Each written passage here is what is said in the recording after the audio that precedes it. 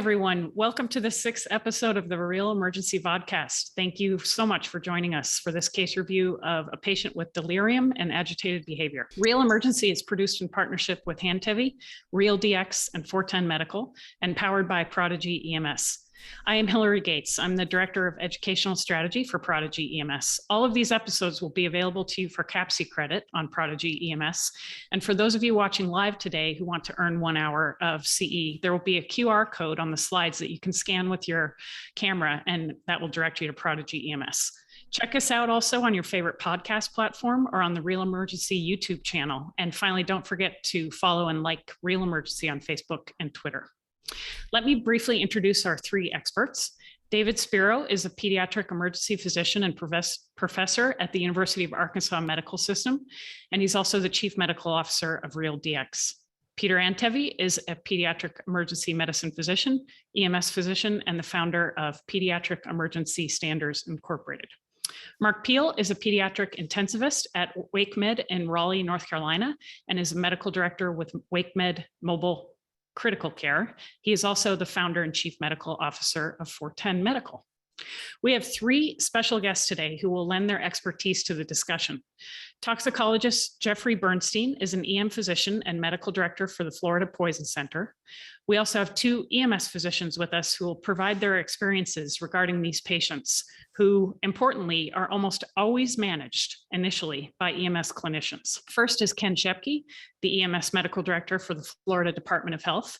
He has focused much of his practice on the use of ketamine. And second is Doug Kupas, EMS Medical Director for the Commonwealth of Pennsylvania, Medical Director for NAEMT, and co-author of NAEMSP's 2020 position statement on the clinical care of agitated patients. So some tips for watching today, everyone. We want you to weigh in. The panelists will ask you for your feedback. Feel free to unmute yourself and chime in. You can also write questions in the chat, and we may call on you to share, so be ready. On to the case now. You're going to be watching EMS and law enforcement take care of a man who was found in public jumping on top of cars and exhibiting aggressive and paranoid behavior. He says he has used methamphetamines, and he is initially found to be profoundly diaphoretic and hyperthermic when EMS encounters him. We all know managing these patients is difficult and complicated. And so it's important that we realize this body cam footage bears that out, and that we give the benefit of the doubt to the providers on the scene as we talk through the case. Let's get started. David, Mark, and Peter, it's all yours. Hillary, thank you so much. Mark and David, great to see you again. And I really want to let everyone know that we're very privileged to have Ken, Doug, and Jeffrey on the call today because it's really going to round out the discussion. This is a case that many of you on this call have dealt with. I can tell you that as an EMS medical director since 2010, we had the whole FLACA issue in Broward County, and one day I was sitting in a state meeting and I saw this guy across the room named Ken Scheppke, and he was talking about FLACA and ketamine, and I just thought he was the coolest guy in the world. Turns out I was right.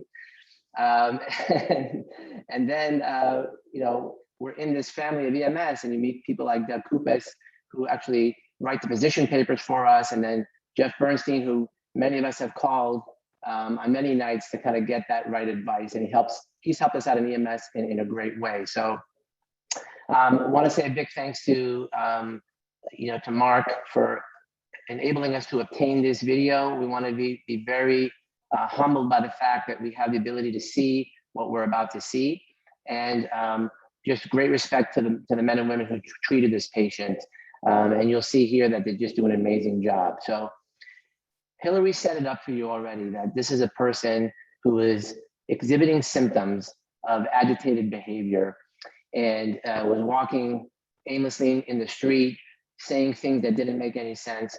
We're gonna give you the first clip, and we're gonna look at the first care that you're gonna see in the back of the ambulance. So just understand that what you're missing here is what happened prior to this gentleman being in the situation that he's in. And then we're going to talk about the medication that he received over and beyond the meth that he self-administered. All those put together, you're going to watch a clinical, a clinical pathway unfold here that's going to be very interesting, and we're going to learn a lot from what happened to this gentleman. So, James, if you want to go ahead, and let's go ahead and start the first video, and we'll start to make comments after that.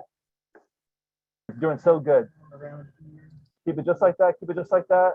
100.8. Oh, no. That's not Chip. Well, thank you for chipping in like that. It's not longer than me. Oh man, you don't have to touch it, man. I can take it for diet shit. Oh man. I think we're okay with this. We're not going to add bicarb to it for now. He's able to bake commands enough that he can do all that for me. We'll get this to him. Let's make sure we don't overshoot the temperature. Do we have the thermometer probe up here? Do we film this? Okay. What are some of the first things you're recognizing about this patient? So you can throw it in the chat if you wanna speak up. That'd be great. Just in that first 20 seconds of video, what are some of the people noticing? And you can go ahead and throw it in the chat, but let me actually throw it over to some of our esteemed colleagues who haven't seen this video. So let me ask you, Dr. Scheppke, let's start with you. What do you see here? Obviously, this guy's not really making much sense, and you can see that he's dripping wet. But what other things are you recognizing here after the first two of Versed, first 7 milligrams of Versed and a dose of ketamine? Go ahead. Yeah, already, I mean, you see he's diaphoretic. He's not making much sense. Relatively young looking guy, looks like to me. I know that the face is blurred out, but looks like a pretty young patient we're dealing with. That's all I can say right now. There's not enough for me to give you a whole lot more, but that fact that he's febrile with all those other things, already one of the things you need to be thinking about is, and I know the term might be falling out of favor, but excited delirium syndrome is technically somebody who has this hypermetabolic state, sweats, delirium, fever, acute metabolic acidosis, and he certainly looks like he's starting to fit that bill just from the initial appearance. So this is perfect, because there's a lot of us out there who have heard this word, that in EMS we shouldn't be diagnosing anything. Now I'm going to link in the Elijah McClain case in a minute, but let's go to Dr. Kupas, who wrote this position paper. There is a constellation of symptoms here that we're seeing, and what do you expect your medics to do, Dr. Kupas, when they see this, elevated temperature, sweating, not acting normally, walking into traffic, and it's kind of you're putting it together? Talk about what your expectation is of your medics, and then talk about the nomenclature that has been changed recently. Sure. So let me start on the nomenclature side. We sort of dance around these days the term excited delirium because it has fallen out of favor. I think the issues on the terminology side are that there are some references for official medical terminology that don't contain that. The DSM guidelines, which are a psychiatry diagnosis book of guidelines, and then also the ICD-10 codes, which are used for medical billing and coding.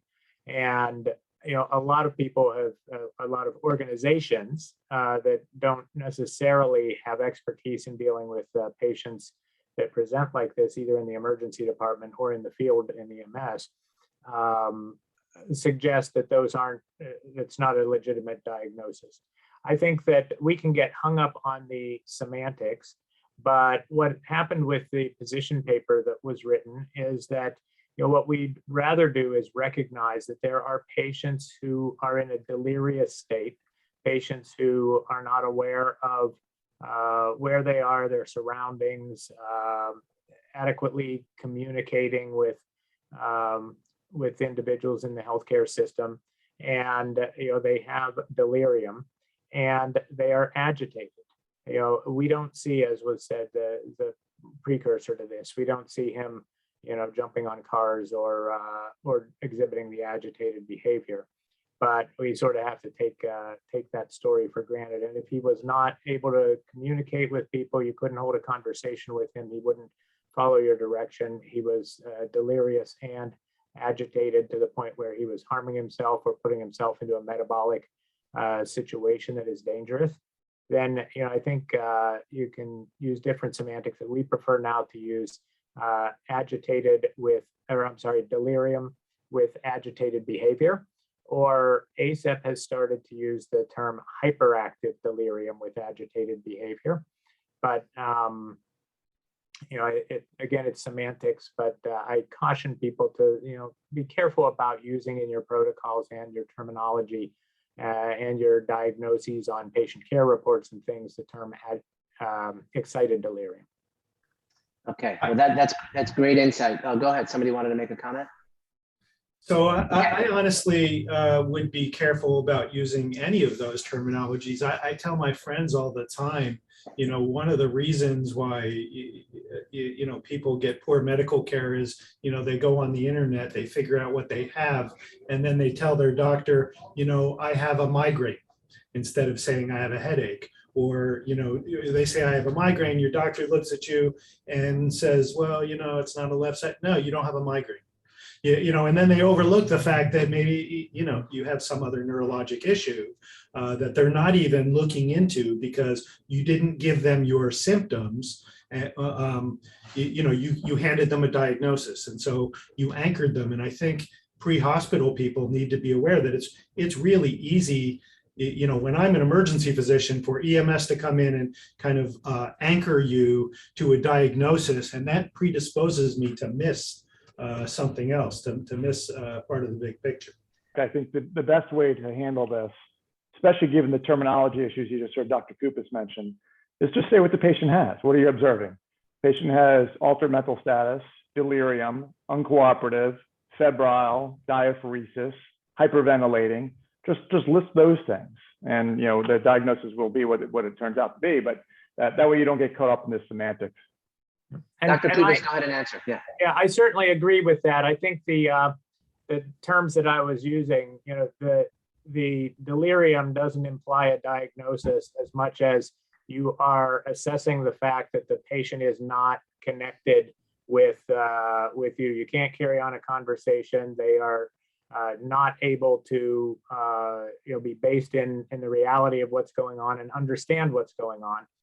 So I was using delirium for that. You certainly could describe on a patient care report that the patient was unable to carry on a conversation, was not understanding of the situation or what was going on. That's fine. When I say delirium, it's not the final diagnosis, obviously. There are many medical things, from hypoglycemia to head injuries to overdose situations or toxicologic situations that can cause delirium. And then the agitated behavior is really just that. It is a description of the patient's behavior. It is not, again, linking into that. So I think our providers, what was said, I very much agree with. I don't think using those two terms to say that the patient's agitated or that they are not connected to the ability to understand what's going on should in any way have somebody think that's it, that's the diagnosis and we're done. That's just the situation that you need to control better while you're trying to work up what the other things that are going on might be. Let's go back so people can get a really good assessment here. I want to run it back and I want people to listen, look, and really hear what's going on. Let's play it. Oliver says on board. How long ago? So about 3 minutes. That was IM? That was. Okay, cool. That was actually. Oh, we got Colfax on board. Colfax up there. Look at me. Open your mouth. Stick out your tongue. Yeah, very dehydrated. You need help getting the line or anything? Okay. No, I got some left. Yes, I know. Voice is going out. I got them on my butt too, sir. I got them on my butt, and I got one on there too.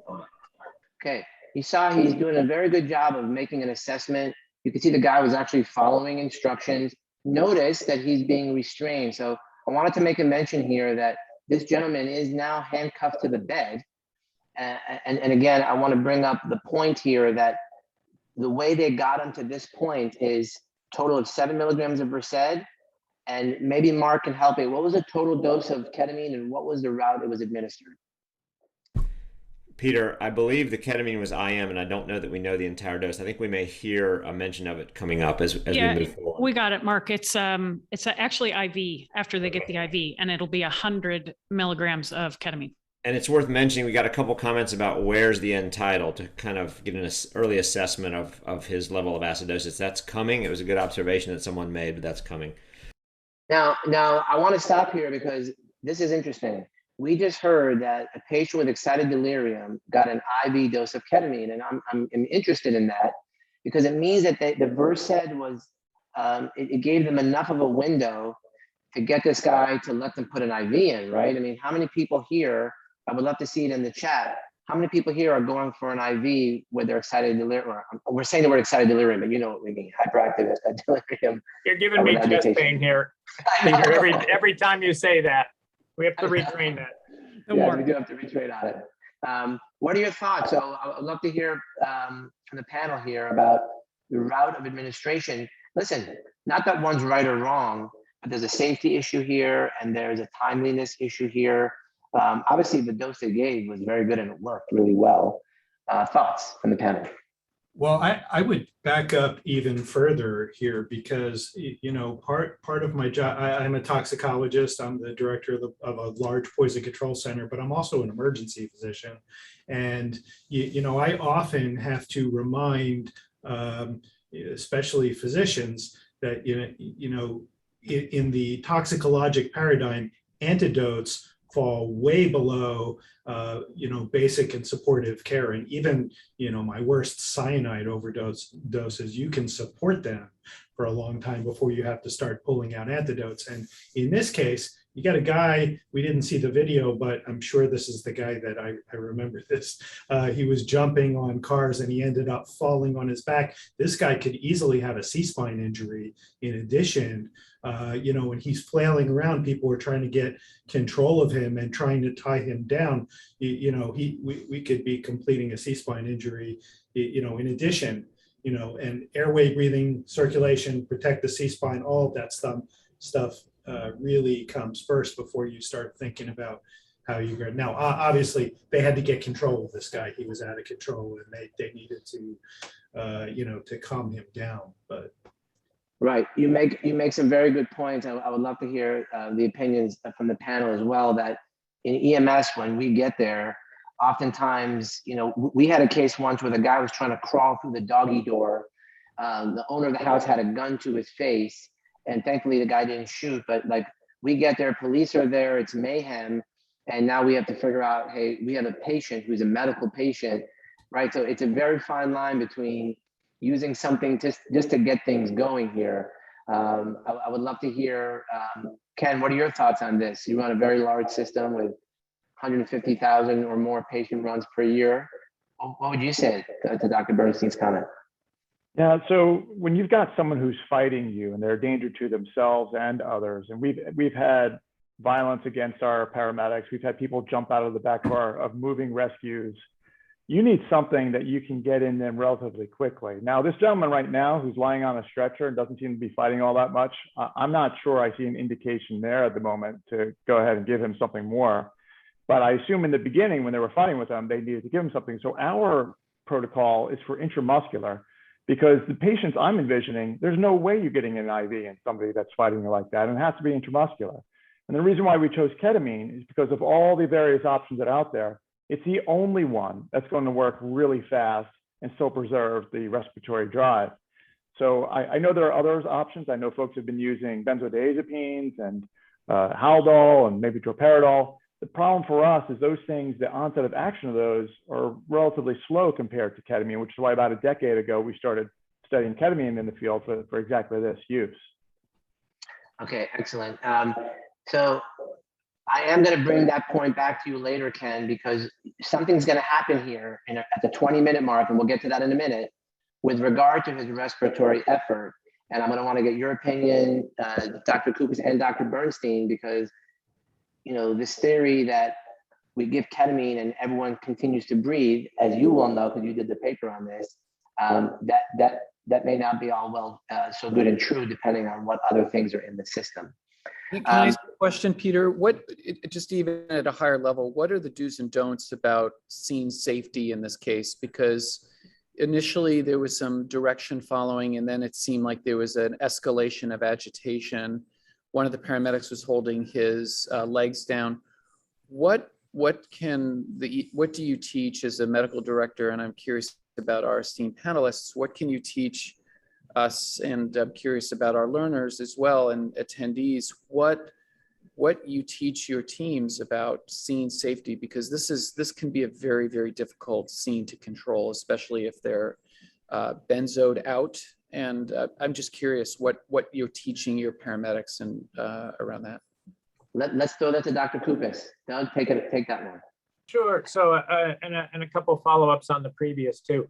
One of the things I'd like to clarify before I answer, Peter, is to get a feel for this video. Does anybody know at the point that we're seeing this patient now in the little clip that we've seen, did he already get the ketamine? Did Yes. he get the Versed 2 doses and the ketamine, and now we're seeing him? Or is he in between the midazolam and the ketamine? Doug, unfortunately, we don't have a complete accuracy of timestamps, but I believe, Peter, this is pre-ketamine at this point. I believe so, Mark. I believe the Versed, the 7 milligrams of Versed is on board, but not the And you will ketamine. see the effect in terms of his agitation and need for restraint post-ketamine here in a a bit. Okay, thanks for the clarification. To the answer, I mean, I think the easy answer, if it's easy, is that safety is paramount for your providers and for the patient and for others, bystanders, that sort of thing. And obviously, that means ensuring that you have enough people when you are doing an initial physical restraint of the patient to even give a medication if needed, ensuring you have enough people to restrain the patient to do enough of the assessment that you need to do that, make the decision as to whether the patient is indeed delirious and at risk, and having that go along with their agitated behavior. But those safety things are important. When the clip that we see, and taking this in total context, first of all, I was introduced as the Commonwealth EMS Medical Director for Pennsylvania, and I am not speaking in that role at all. I'm an EMS and emergency physician from a health system in central Pennsylvania, and I have various roles, but I'm not speaking in any particular role. But in looking at how this fits in with the position statement, so just looking at what we've seen, I see a few things. Number one, anybody like this having high flow oxygen on, somewhat prevents spitting and biting a bit, and also does the maximal pre-oxygenation in case something happens in a few minutes. Number two, I see that he's in handcuffs. Handcuffs are considered hard restraints, and some systems have policies related to them or not, but the position statement is that, you should have a policy as to how you're going to deal with hard restraints, and they probably should be avoided or transitioned over. Or if they're not, then whoever put them on and owns the key, like the law enforcement, should be in the vehicle with you. And they I'm not are, sure- the officers are standing in the wheel. Right, yeah, so the officers there, I think in the patient's current condition, there might actually be an opportunity to transition those hard restraints into soft restraints. So they're still in 4 points, but you release those, because the soft restraints are much easier to remove if you do need to do other interventions on the patient. And then the last thing I'd say is verbal de-escalation is really, really important. And this guy's a great example. I'm at the ACEP meetings this week, and just saw one of their presentations on verbal de-escalation. We haven't put enough emphasis into that. When this crew respects him, talks to him, they're doing some great things. They thank him for being cooperative with, the oral temperature and that sort of thing. They are communicating well at times, but they do not have somebody doing that constantly. And honestly, if I saw this individual out of context of the timeline and everything else, but this individual right now, seeing him answer questions, open his mouth when you ask him to put a temperature probe in, leave it in there and let him get his temperature, he is cooperative. He is not agitated and probably should not be getting further medications for agitation. Okay, excellent points. Excellent points. And there's a small point I want to make here, which is if you watch this guy who's just profusely sweating, and they're having a hard time putting the leads on this guy. And they end up spending, a little bit of time to try and even get, they tried for a 12 lead, and ultimately it was very difficult to get. So I wanted to hear from the panel, how important is this right now? And how much time should we be spending on this? I mean, is it possible that he's got cocaine on board and he's got a STEMI or what have you? I'm just curious. Look at those leads coming off. Need more stickers, please. And you can see them in handcuffs. We'll do chill saline with bicarb. Hey, do you know what substance it was? No, sir. No. Okay. I pulled up on him. He's trying to get in cars. Hey, Brother. well, where'd you take? Brother, we had 3 cars, okay? I had James, Hey, what year is it? my head has been drug around, spin and stuck off on the day, brother. What year is it? It was, I think the new model, brother. 2009, 2010. Hey, how old are you? I think it was like 2010, 2011, maybe. It could have been 2011, 2012. And we had a Give me some Curlex stuff for me too for this. I'm not.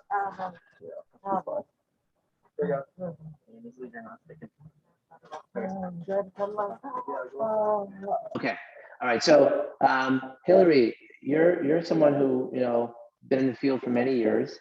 You have this guy that you can't put leads on for whatever reason. They're trying to use gauze. They're trying to stop it. What do you do in that situation on this patient?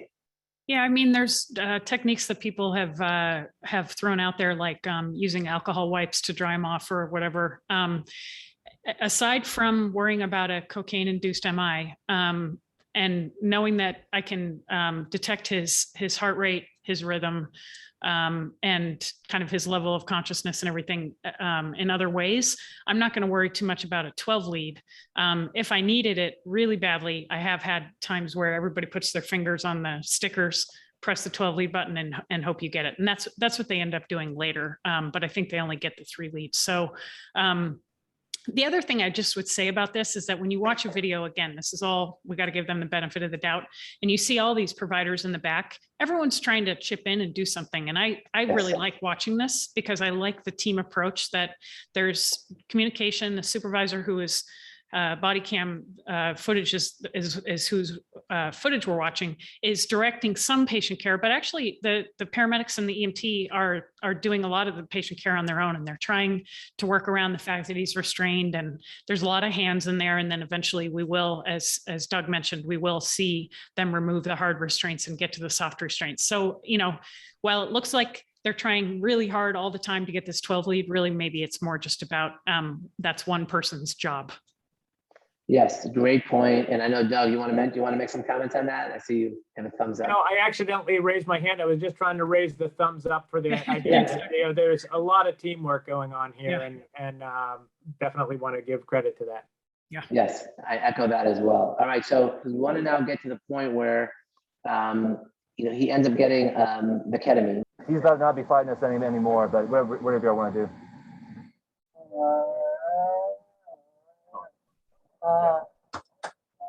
So the ketamine's on board. Yeah, they have gotten the IV, and here's where the police officers are going to come in and help with the handcuff removal.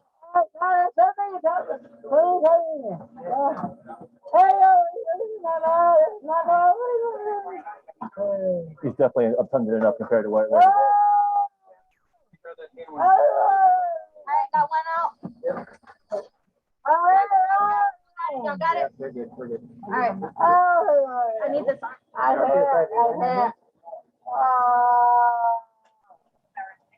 I say he's abundant enough, and then he rips his arm away. Right. All right.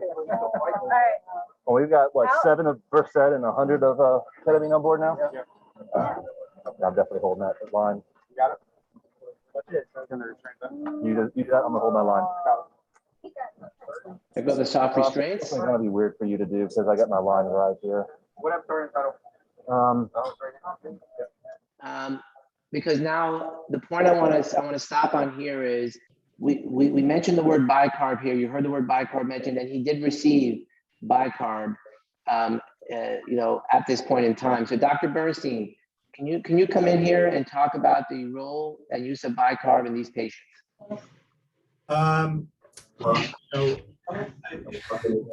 So bicarb is basically used, in one of three ways in the tox world. The first one is to correct an acidosis. They have an acidemia. You want to give them bicarb to correct it.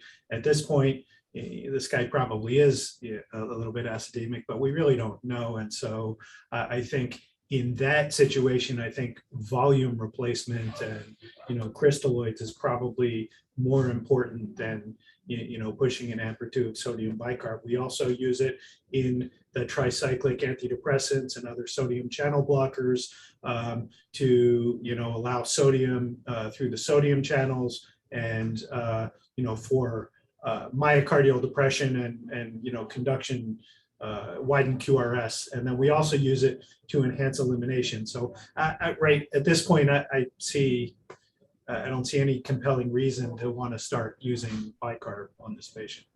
Let me ask you a question though, and I also want to bring Ken Scheppke in on this. Let me ask you a question. When we see those videos on YouTube where the guy's fighting, he's then handcuffed, hogtied, put prone, and then they eliminate the ability for this person to ventilate, then the acidosis becomes so great and they go into cardiovascular collapse.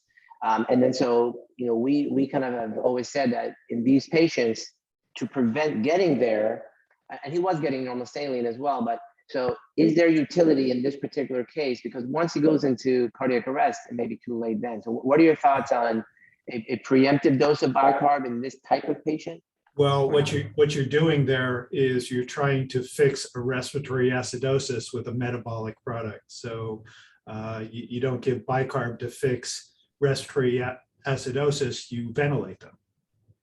But he is also in metabolic acidosis, right? Because he's got, he's agitated, he's got a high temperature. I mean, there is, right. He probably is. But you don't. Do we make the respiratory acid, right? But you don't know that. I think the answer was in the chat early on. Somebody astutely put in, "Where's the end-tidal CO2?" Because that will give you the clue that you're dealing with a metabolic acidosis. So one take-home point is people with this condition have to be viewed as pre-cardiac arrest. This is a life-threatening condition, hypermetabolic condition with altered mental status, hyperthermia, high risk of severe metabolic acidosis, high risk of cardiovascular collapse. Tasers were blamed at killing these folks in the past.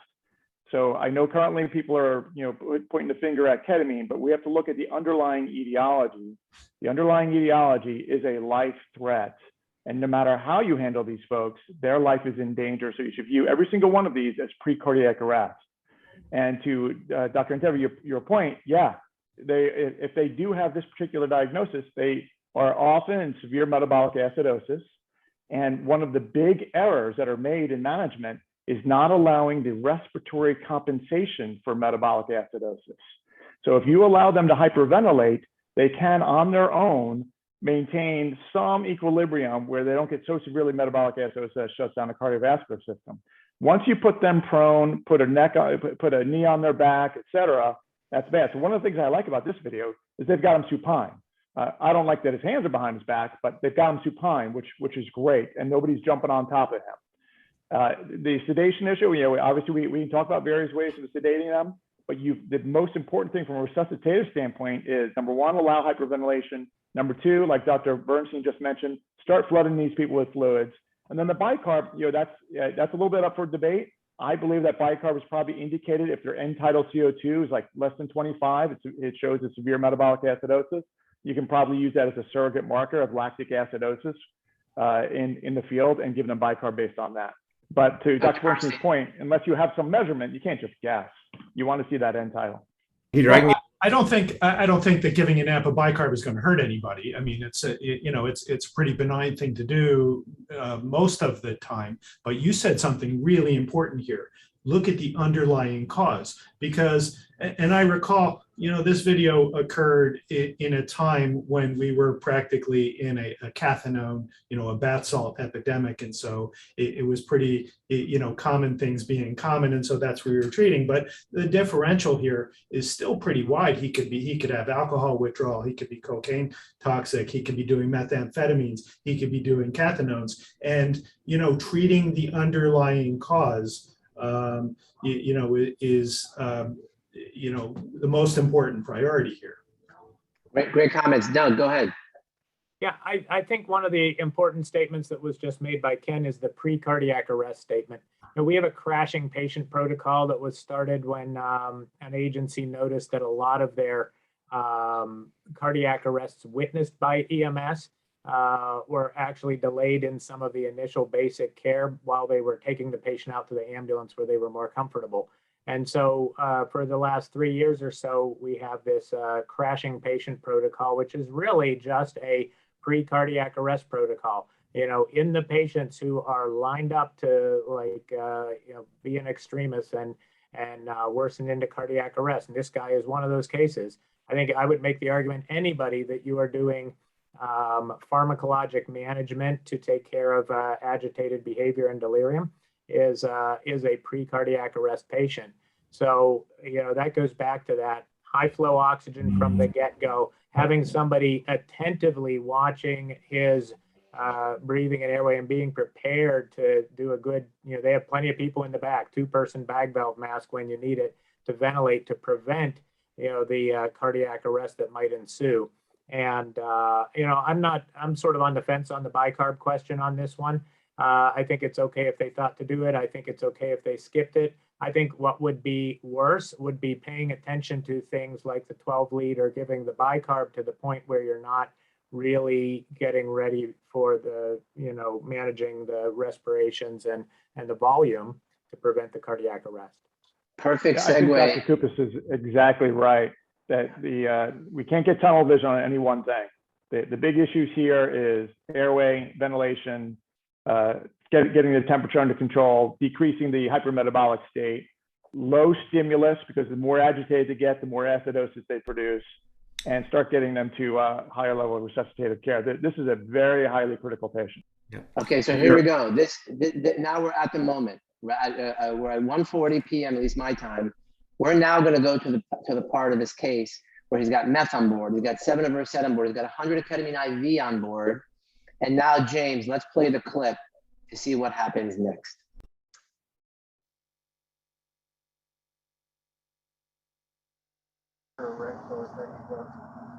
I'll take care of, where's this going? This is right now, this goes over there. I have to undo one, like the translation a little bit. Yeah. Look at that monitor in the back. I want to make sure his heart rate's not going up or down further than we think it is. He's after dropping, he's after. Yeah, he's after. Yeah,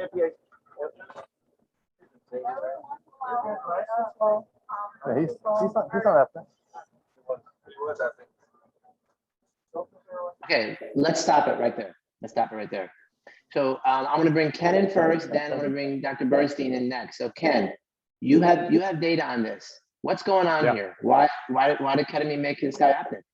Yeah, you heard me say that, ketamine, we chose that because of its lack of effect on the respiratory drive. That's ketamine alone given intramuscular at appropriate dose.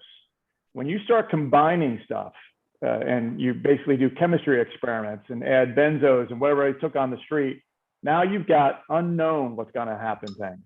And one of the experiences we had initially when ketamine came out, it was recommended you would give benzodiazepines to prevent this emergence reaction.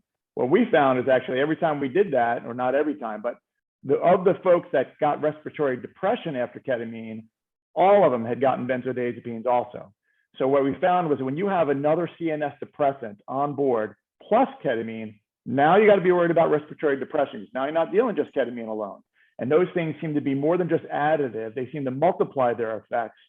And when you give a bolus dose of medicine intravenously, as opposed to intramuscular, and it's absorbed much more rapidly, you get peak effects more rapidly, and you're also more likely to see respiratory depression. That's true of multiple different medications. So I'd be afraid of combining both ketamine and any other CNS depressant, whether it be benzos or alcohol, et cetera. And we end up lowering our dose of ketamine when folks have other types of drugs on board like that. Beautifully said. Dr. Bernstein, I want to hear what you have to say about this. Kenneth pretty much stole almost exactly what I was going to say here.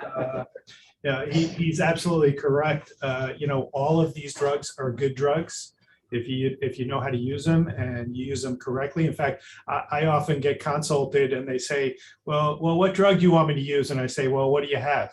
People. I'm a big fan of people using drugs that they're comfortable with and not trying to experiment with drugs that they've never used before. And when you look at people that get into trouble, it's often the mixtures. We used to go up to 60, 80 milligrams of lorazepam for people with cocaine toxicity, and they didn't get into trouble. And then maybe you'd have to protect somebody's airway, but you look at GHB. It's a drug that people come in, they're completely anesthetized. You can pinch them and try to wake them, try to arouse them. You can intubate them. You can do what you want, but they don't stop breathing usually unless you mix it with alcohol, and then they do. And if you look at alcohol withdrawal, those patients, we use big doses of benzodiazepines. That's a good way to treat them. You can use phenobarb. That's a great way to treat them,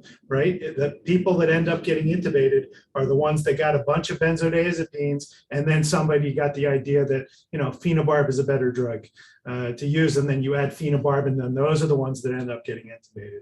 And it's the same thing with ketamine. It's a great drug. It causes very little respiratory depression. One of the things that a lot of people don't know, it's actually anti-seizure.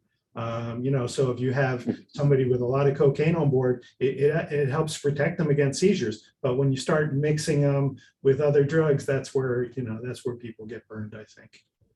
And I hope people in the audience are just grabbing all these pearls that you guys are dropping here. This is incredible stuff. Dr. Kupas, what's your take on this patient here? Seeing the ketamine, what's happening in the world today with ketamine, what's happening at the state levels and so forth, and you see something like this, and this guy did well, right? He ended up having a great outcome. What's your thoughts on this when you see this?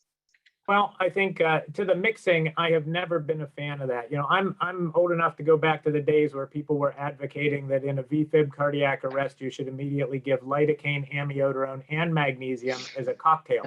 There are two different kinds of physicians and probably paramedics. There's the cocktail people that want to just throw everything at them and see what works. And then there are others that want to just be very focused. I've always been in the very focused category. So I think, pick the right thing and start with it and maximize it is, in my mind, been proven to be the way to go. And cocktails often lead to worse outcomes. So in regards to your question to me then related to this, I think, the one of the real hazards, and not only in this guy, but with anybody with respiratory depression, is that you see this pattern, and it's a scary pattern to see if you're the observer from a distance and you know what's coming. You've got somebody who is not maximally oxygenated, their pulse ox starts to drop, they're marginal with that, and then they become apneic, and now the pulse ox really drops. And then the next thing that you're going to see is bradycardia and the cardiac arrest. And, and then it's a dire situation. And so I think, always keeping that in mind and doing everything you can to prevent that crashing patient from becoming hypoxic. You've got a little time when they become apneic if you've maximally oxygenated them and you are prepared with really good bag mask technique to oxygenate them, then they're not going to get significantly hypoxic, bradycardic, and cardiac arrest. Right, and then there's the ventilation side of that equation too, where it's almost like a patient in DKA, right? So before you intubate them, hopefully you don't have to, but if they're breathing 50, and after you intubate them, you probably should be going at that same rate. And we can use the end title, the capnography, to actually help us understand what this guy's rate was that was keeping him alive, and then sustain that rate now that he's in this situation. So, Peter, you bring up a really important point I want to point out. the fact that and I saw Hillary put it in the chat, that end-tidal CO2 was mostly 30 to 40, that's not necessarily a good thing. Because if you're acidotic and DK patients, this is a clear cut, when DK is about ready to crash in code, it's when their end-tidal CO2 starts going up to normal. That's pseudo-normalization because it should be low because they should be compensating for metabolic acidosis. And when they're not having a low end-tidal CO2, it means they're not breathing fast enough for whatever reason. Maybe something going on inside of them, maybe sedation. So that's something you have to be guard against. And I want everyone to be watching this video, understanding that this patient is getting medications that's allowing the team to treat. If we were on the other end of that, and there are people watching this today who may not have the medications to stop this guy from going crazy and injuring people, that's why this is a tough case, because it's a fine line of trying to do the right thing, keeping the patient safe, keeping yourself safe at the same time. And so I think people just have to understand that. So James, let's go ahead and continue the clip here. We have 10 more minutes, and I want to talk about the legal aspects of this case as well. Not this case, but of ketamine in general with Doug Wolfberg. So. Can I add one point in before you do that? Just a couple clarifications that came in. I do think there was an end tidal under 30 at some point. We don't have it on early, but you see that he's not only tachypnic, but hyperpnic. It's a term we don't often use, but he has taking big, huge tidal volume breaths, meaning he is attempting to hyperventilate himself, presumably due to a metabolic acidosis, number one. Did the Versed blunt that, as Ken said? Maybe it did. I did get clarification. The Versed was all IM, Peter. It facilitated the placement of the IV while in handcuffs, and then the ketamine was pushed IV. We can address that later. But in my experience, a faster push of ketamine, particularly in the setting of pre-treatment with benzos, more likely leads to apnea, as it did. Though brief most of the time. And as you noted, he had about one screen's worth of no end tidal and then came right back. So I think he had a short burst of apnea, got through that nicely. Pre-oxygenation would have probably helped. I think he was on a liter or two, but maybe more would have been helpful. And yeah, those are the main points I wanted to clarify. Dr. Bernstein, go ahead. Great points, Mark. Yeah, excellent points. And in addition, I would also, when it comes to route of administration, realize if you hit somebody IM with ketamine, that's going to take a while to be absorbed. So a common mistake that I see EMS making is they give somebody an IM dose of ketamine or even Versed, and then in the heat of the moment, time is kind of sped up a little bit, and a minute or two goes by, and they say this isn't working. We need to give them some more, and then they give them either an IV dose or another IM dose, and then by the time they hit the ER, that patient needs to be intubated because they've been overdosed. Peter, I know you were off topic, but he is Dr. Bernstein, so right on with this. I know Narcan's on this. We see the same thing with Narcan. It takes 7 minutes to reach peak effects, and you're getting dose on minute 2, 3, 4. So yeah, you're absolutely right, Dr. Bernstein. Okay, so we only have 8 minutes left. So go ahead, Mark. You want to say something? Okay, so James, let's play 30 more seconds of the clip, and then we'll get some more comments, and then we'll talk. We'll go with Doug Wolfberg after that.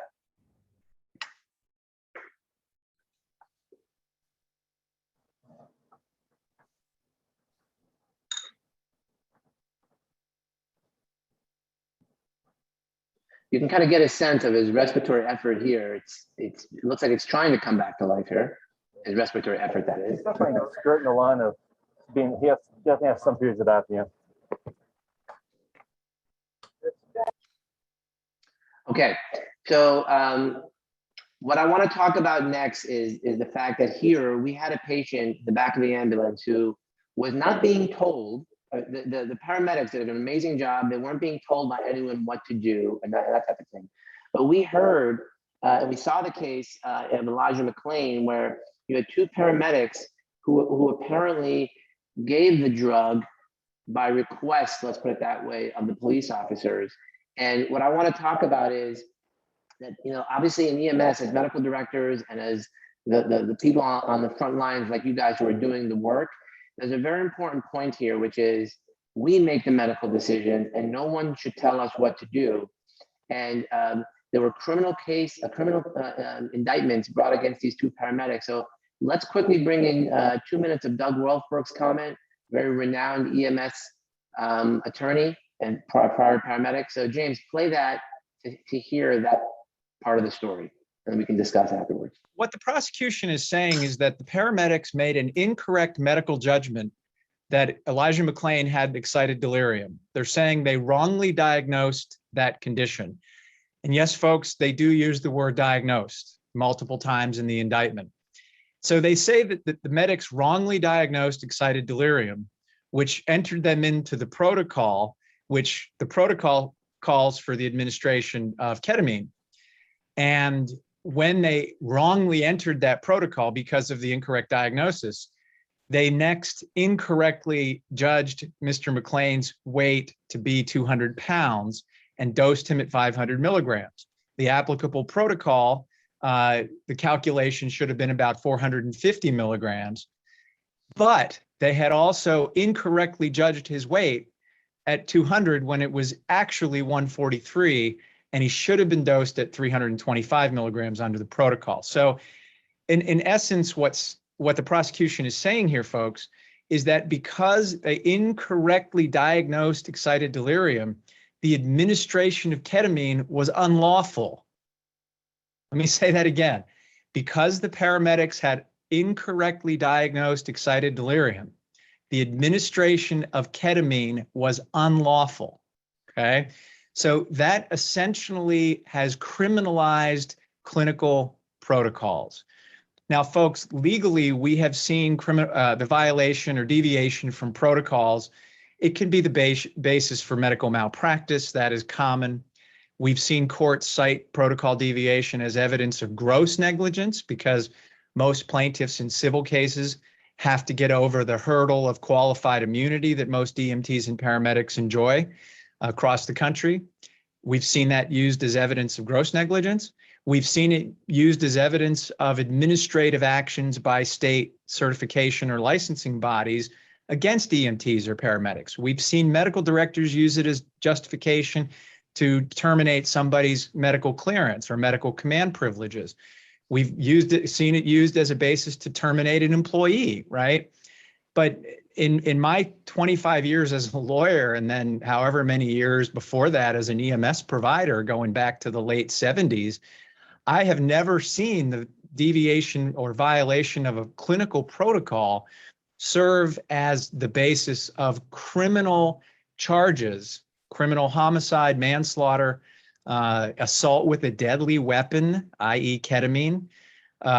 So this is new ground, and the prosecutors have bitten off a big piece here. And if they, look, they may or may not be able to prove it in court. So, Dr. Kupas, you're the Commonwealth Medical Director. I want to get Ken's version next as a state medical director for Florida. But what do you say about this statement that in this case? Well, as I said, I am. Oh, I'm sorry. Sorry. Go ahead. Go ahead.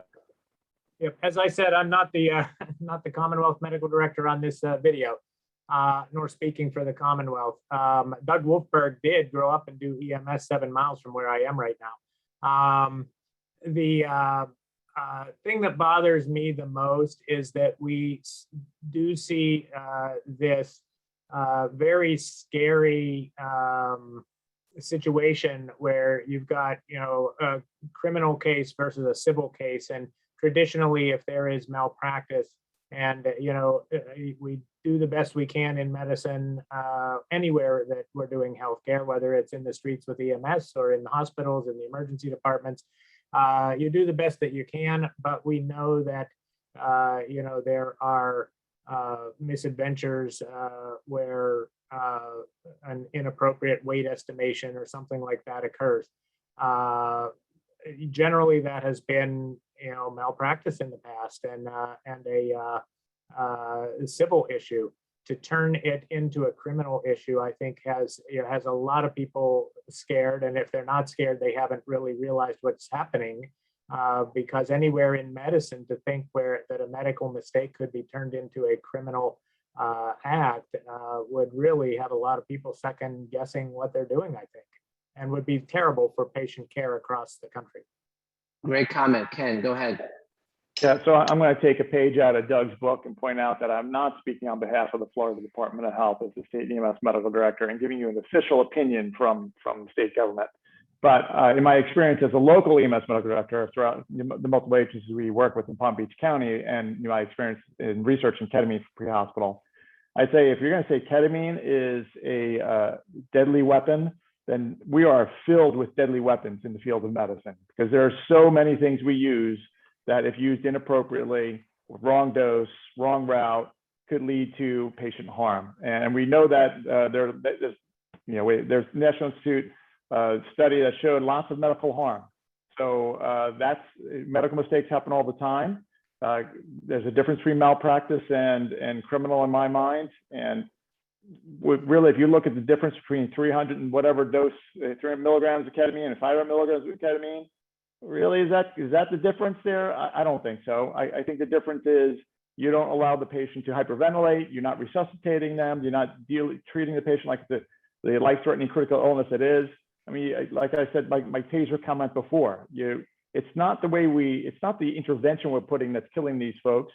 What we do can either help or worsen the situation, but they have an underlying life-threatening condition before we even show up. And then it's our job to resuscitate them as fast as possible, most effective way as possible.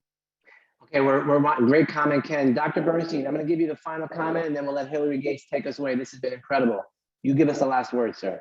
I am skeptical that it was the ketamine that was the problem here. I agree that airway, breathing, circulation, the basics is clearly of utmost importance. And really, what would end up killing this patient if he made it to the hospital and was in the ER for a while is the hyperthermia. That ends up maybe not immediately, but like over the next 12 hours, what gets the patient. So obviously you can be sued for anything if you can find an attorney that's willing to sue you. In my opinion, it's always best to act in the best interest of the patient. And that's the best way to be able to defend yourself. I did what is best. And I would make also kind of a plug for the Poison Control Center. If you call us and we are advising you on how to treat this patient and what to give, then you really don't have to follow your protocol. You can, we can be medical direction for you and take responsibility for that.